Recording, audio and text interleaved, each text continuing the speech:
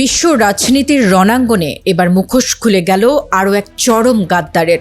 হিজবুল্লাহকে ধ্বংস করার নামে বছরের পর বছর ধরে চলা ইসরায়েলি আগ্রাসনকে সম্পূর্ণ ব্যর্থ বলে ঘোষণা করেছেন খোদ মার্কিন প্রেসিডেন্ট ডোনাল্ড ট্রাম্প। G7 সামিটের সাইডলাইনে দাঁড়িয়ে ট্রাম্প যা স্বীকার করলেন তাতে পুরো মধ্যপ্রাচ্যের সমীকরণ ওলটপালট হয়ে গেছে। ট্রাম্প স্পষ্ট ভাষায় জানিয়ে দিয়েছেন, যদি ইসরায়েল হিজবুল্লাহকে খতম করতে না পারে তবে এই কাজের জন্য সিরিয়াই যথেষ্ট। বছরের পর বছর ধরে হিজবুল্লাহর বিরুদ্ধে সামরিক অভিযান চালাচ্ছে তেল আবিব, কিন্তু কাজের কাজ কিছুই হয়নি, উল্টো লাশের পাহাড় জমেছে। ট্রাম্প সরাসরি ক্ষোভ প্রকাশ করে বলেছেন, ইসরায়েল বড্ড বেশি সময় নষ্ট করছে এবং দেদারসে নিরীহ মানুষ মারছে। মার্কিন প্রেসিডেন্টের ভাষায়, হিজবুল্লাহর কোনো একজনকে খোঁজার জন্য প্রতিবার একটা আস্ত আবাসিক অ্যাপার্টমেন্ট উড়িয়ে দেওয়ার কোনো প্রয়োজন নেই, কারণ ওই ভবনে আরও অনেক সাধারণ মানুষ থাকে, তারা সবাই হিজবুল্লাহর লোক নয়। নেতানিয়াহুর এই লাগামহীন ও ব্যর্থ রণকৌশলে ওয়াশিংটন যে চরম বিরক্ত তা ট্রাম্পের এই একটি কথাতেই স্পষ্ট। তবে আসল ধামাকাটা ট্রাম্প দিয়েছেন সিরিয়াকে নিয়ে। মার্কিন সংবাদ মাধ্যম CNN এর প্রতিবেদন অনুযায়ী ট্রাম্প ইঙ্গিত দিয়েছেন, সিরিয়ার বর্তমান চালক অর্থাৎ প্রেসিডেন্ট আহমেদ আল সারাফ হিজবুল্লাহ দমনে অনেক বেশি পারদর্শী। ট্রাম্প অত্যন্ত নাটকীয়ভাবে দাবি করেন, আল সারাফ হলেন এমন একজন ব্যক্তি যাকে তিনি নিজেই ওই আসনে বসিয়েছেন, তাই এখন সিরিয়ারই উচিত হিজবুল্লাহর দেখভাল করা। ট্রাম্পের এই বয়ানের পর কূটনৈতিক মহলে তোলপাড় শুরু হয়েছে। ট্রাম্প মূলত ইসরায়েলকে বাদ দিয়ে সিরিয়ার নতুন পুতুল সরকারকে দিয়ে হিজবুল্লাহর বিরুদ্ধে প্রক্সি যুদ্ধ লড়ানোর এক নতুন ও ভয়ঙ্কর চক্রান্তের জাল বুনছেন। কাতারের আমির Sheikh Tamim bin Hamad al থানির সাথে বৈঠককালেও ট্রাম্পের কণ্ঠে ঝরে পড়েছে চরম অহংকার। তিনি দাবি করেছেন, আমি না থাকলে আজ ইসরায়েলের কোনো অস্তিত্বই থাকতো না, কারণ অন্য কোনো মার্কিন প্রেসিডেন্ট ইসরায়েলের জন্য তা করেননি যা আমি করেছি। কিন্তু সেই সাথে নেতানিয়াহুকে দায়িত্বশীল হওয়ার কড়া বার্তা দিয়ে ট্রাম্প বলেন, লেবানন ও হিজবুল্লাহ ইস্যুতে ইসরায়েলের এই ঢিলেঢালা পারফরমেন্সে তিনি মোটেও খুশি নন। তাদের আরও দ্রুত এই মিশন শেষ করা উচিত ছিল। মিত্রে মিত্রে এই ফাটল এবং হিজবুল্লাহকে দমনের জন্য সিরিয়াকে লেলিয়ে দেওয়ার এই মার্কিন চক্রান্ত মধ্যপ্রাচ্যকে এক নতুন মহাবিপদের দিকে ঠেলে দিচ্ছে।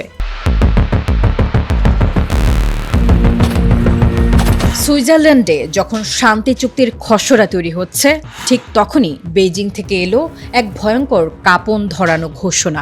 এবার আর শুধু কূটনৈতিক টেবিল নয়, সরাসরি ইসরায়েলি আগ্রাসনের সামনে বুক চিতিয়ে দাঁড়াচ্ছে চীনের রেড আর্মি।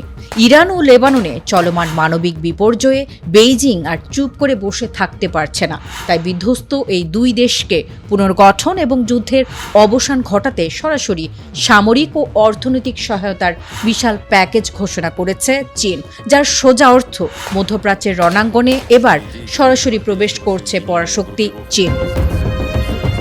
চীনা পররাষ্ট্র মন্ত্রণালয়ের মুখপাত্র লিন জিয়ান বেইজিংয়ে সাংবাদিকদের সামনে স্পষ্ট ভাষায় তেহরান ও বৈরুতের পাশে দাঁড়ানোর অঙ্গীকার করেছেন। তিনি বলেন, ইরান ও লেবাননে চাপিয়ে দেওয়া যুদ্ধের কারণে সৃষ্ট মানবিক বিপর্যয় বেইজিংকে গভীরভাবে ব্যথিত করেছে, আর তাই এই দুই দেশের অর্থনীতি, মানুষের জীবনযাত্রা এবং পরিকাঠামো পুনর্গঠনে চীন সর্বাত্মক সাহায্য করবে। কিন্তু পর্দার আড়ালের খবর আরও ভয়ঙ্কর। কূটনৈতিক সূত্রের খবর, এই ধ্বংসযজ্ঞ রুখতে এবং ইসরায়েলি বাহিনীকে পিছু হটাতে চীন এবার ইরান ও লেবাননে অত্যাধুনিক অস্ত্র ভান্ডার এবং বিশেষজ্ঞ সেনাদল পাঠানোর চূড়ান্ত সিদ্ধান্ত নিয়েছে। গত 28 ফেব্রুয়ারি যখন আমেরিকা ও ইসরায়েল যৌথভাবে ইরানের বিরুদ্ধে যুদ্ধ শুরু করে, তখন থেকেই বেইজিং গভীর নজর রাখছিল। মার্চ মাসে প্রথম দফা সহায়তার পর এটি চীনের পক্ষ থেকে দ্বিতীয় এবং সবচেয়ে বড় পদক্ষেপ। তেল আবিব যখন ভেবেছিল ইরান ও লেবাননকে তারা পুরোপুরি কোণঠাসা করে ফেলেছে, ঠিক তখনই ড্রাগন তার আসল রূপ দেখালো। লেবানন ও ইরানের সার্বভৌমত্ব রক্ষায় চীন কেবল অর্থ নয়, বরং আকাশ প্রতিরক্ষা ব্যবস্থা, আধুনিক ড্রোন এবং নিখুঁত নিশানা ভেদকারী ক্ষেপণাস্ত্র সরবরাহ করতে যাচ্ছে। চীনের এই সামরিক অন্তর্ভুক্তি মধ্যপ্রাচ্যে মার্কিন আধিপত্যের কফিনে শেষ প্যারিকটি ঠুকে দিল। পাকিস্তান মধ্যস্থতা করছে এবং আগামী শুক্রবার সুইজারল্যান্ডে একটি সমঝোতা স্মারক স্বাক্ষরের কথা রয়েছে। কিন্তু চীন খুব ভালো করেই জানে পশ্চিমা শক্তির বিশ্বাসযোগ্যতা কতটুকু। তাই চুক্তি টেবিলে ইরানকে শক্তিশালী অবস্থানে রাখতেই বেইজিং এই সামরিক চালটি চেলেছে। লেবানন ও ইরানের মাটিতে চীনা সেনার উপস্থিতি নিশ্চিত হওয়া মাত্রই ইসরায়েলের পক্ষে আর একক আধিপত্য বজায় রাখা সম্ভব হবে না। আমেরিকার নাকের ডগায় বসে পুরো যুদ্ধের মানচিত্রটাই বদলে দিল জিনপিং প্রশাসন। আমেরিকার সাথে হওয়া সমঝোতা স্মারকের পর পুরো বিশ্ব যখন ভাবছিল মধ্যপ্রাচ্যে হয়তো শান্তির সুবাতাস বইছে, ঠিক তখনই পর্দার আড়ালে নিজেদের আসল খেলাটি শুরু করে দিয়েছে ইরান। হোয়াইট হাউস এবং তেহরানের মধ্যে চুক্তি সম্পন্ন হলেও বিশ্ব বাণিজ্যের সবচেয়ে গুরুত্বপূর্ণ চাবিকাঠি হরমুজ প্রণালী কাউকে এক চুলও ছেড়ে দিচ্ছে না ইসলামী প্রজাতন্ত্র।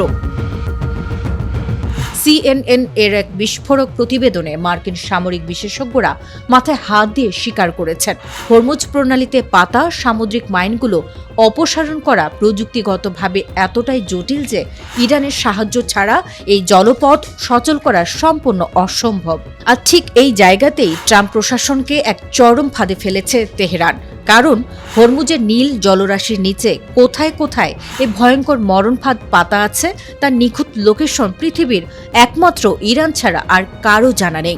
হোয়াইট হাউসের খসড়া চুক্তি অনুযায়ী দাবি করা হয়েছিল ইরান নিজ দায়িত্বে এই কৌশলগত নৌপথ থেকে সমস্ত মাইন পরিষ্কার করে দেবে।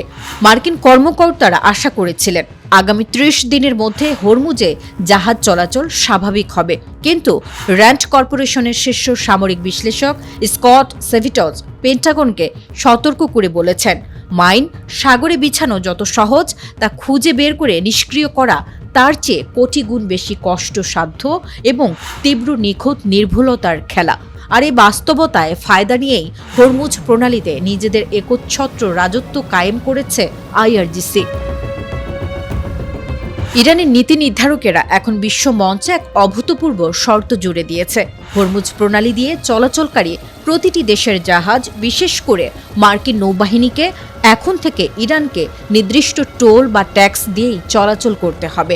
যারা ইরানকে এই টোল দেবে এবং তেহরানের সার্বভৌমত্ব মেনে নেবে, IRGC তাদের নিজেদের গোপন ম্যাপ দেখে সম্পূর্ণ মাইন মুক্ত ও সুরক্ষিত রাস্তা দিয়ে হরমুজ পার করে দেবে।